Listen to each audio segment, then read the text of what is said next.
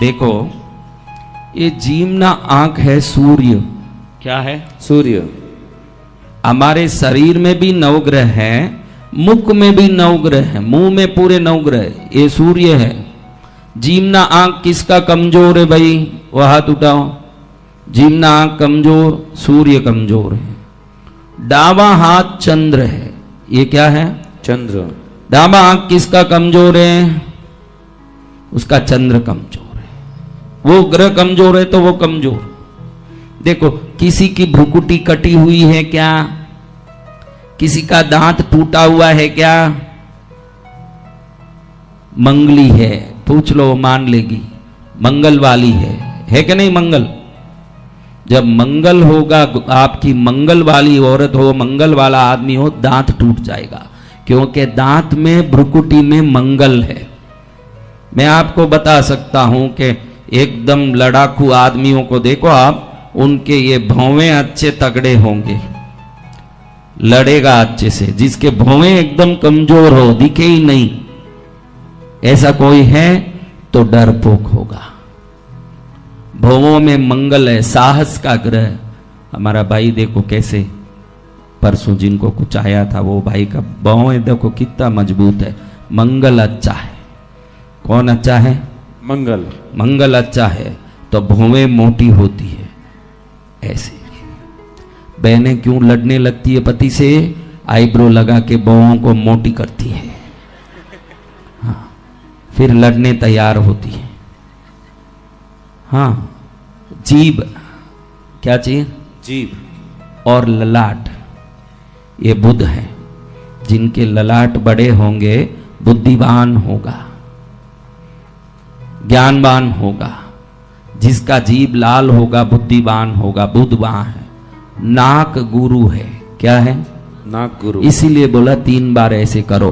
कहीं गुरु के मंदिर में जाके सिर टेकने की जरूरत नहीं है, मुंह में ही ग्रह है। जब ऐसे 3 बार करोगे, 3 गुरु का अंक है। 3 क्या है? गुरु का अंक। क्यों 3 बार करना? गुरु का अंक 3 है। जब नाक को ऐसे करते हो, गुरु को जागृत करते हो, काम होके ही रहेगा। जय जय गुरुदेव। ये कोई तमाशा नहीं है, ये विज्ञान है। ये कपोल शुक्र है। कपोल क्या है? शुक्र। गाल, कपोल यानी क्या? गाल। तो उस जमाने में लाली लगाने का जो थो, बहनों को लाली लगाना, शुक्र स्त्रियों में निवास करते हैं घर में, पुरुष में नहीं, गुरु पुरुष में। इसलिए मैंने कहा रसोई घर स्त्री का शुक्र है और ईशान कोण पुरुष का गुरु है। तो अब आप देखोगे कि एक गाल शुक्र है। जिस घर में औरत गाल में लाली वाली लगाएगी, शुक्र प्रसन्न रहेगा। इसलिए उस जमाने में ये लगाया जाता था। ये श्रृंगार नहीं है, शुक्र को जागृत करने का काम है। क्या? कल सुबह ही दुकान में जाना मत लाली खरीदने। हाँ, शनि टोड़ी में है। देखो शनि कहाँ है? टोड़ी में। ये जितने भी फ्रेंच बर्ड लगाते हैं ना, ये जितने फ्रेंच बर्ड लगाते हैं जरूर दुखी होंगे। जितने ये फ्रेंच दाढ़ी बनाते हैं 100% ना समझ लोग हैं, दुखी होंगे, क्योंकि शनि को वक्र करते हैं। वो शनि वक्र होता है जिनका फ्रेंच बर्ड होता है। वो सलमान खान क्यों ना हो, अंदर से दुखी होगा। उस नालाई का नाम लेके क्या करें, निकल गया, क्या करें। हाँ, अब आप देखिए, जिनकी टोड़ी अच्छी लंबी यूं नीचे लटकती हो ना, टोड़ी किसी किसी की होती है नीचे तक आई होती है, तो समझना कि बहुत हिम्मत वाला है, क्योंकि शनि बहुत पावरफुल है। तब मुंह देख के ही बता सकते हो। हाँ, राहु, केतु बाल है। केतु क्या है? बाल। ये मंदिरों में मुंडाने का जो रिवाज है ना, वो भगवान को बाल समर्पित करने का नहीं है, केतु को जागृत करने का है। तिरुपति में बाल देते हैं ना, कहीं जाके बाल देते हैं ना। बाल देना क्या है?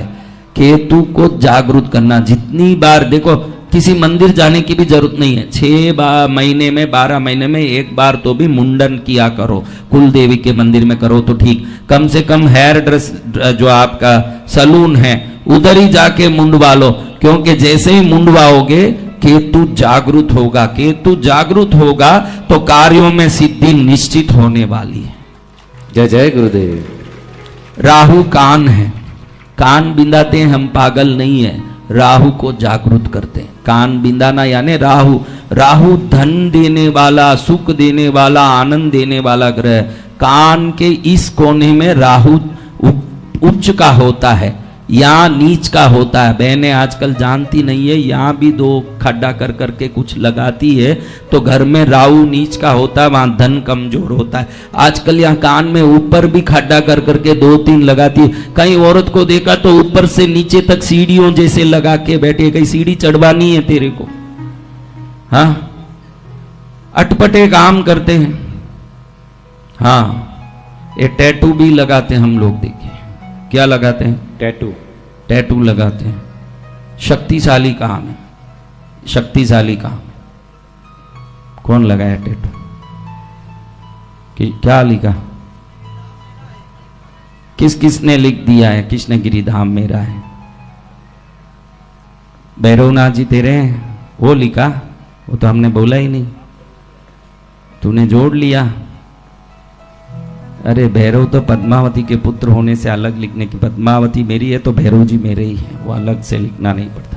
ठीक है, अभी वो जाने दो। टैटू का एक बड़ा काम है, क्या है, देखो कई लोग टैटू लेके शिव लिखते हैं, कई महावीर, पार्शनाथ, कुछ भी लिखते हैं। उनको पता नहीं सच में कि लिखते क्या है, ये श्रृंगार नहीं है, ये नाड़ियां ठन ठन करती है ना।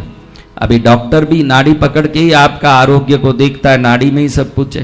तो इन नाड़ियों पर जब आप टैटू में कोई भी भगवान का नाम लिखते हो, जितनी बार ये नाड़ी धड़कता है उतनी बार उस नाम को जगाता है, तो बिन जाप किए ही उतना जाप का फल उस टैटू से आपको मिलता है। जय जय गुरुदेव। हाँ, आपको जाप करना नहीं पड़ता इन नाड़ियों, क्योंकि पूरे नाड़ी चलती है शरीर में, कहीं भी कुछ भी लिखवा दो, यहां भी नाड़ी। बिना नाड़ी शरीर में कौन सी जगह है, वो जगह बताओ, ऐसी कोई जगह बताओ जहां नाड़ी नहीं हो, बोलो मेरे बच्चों।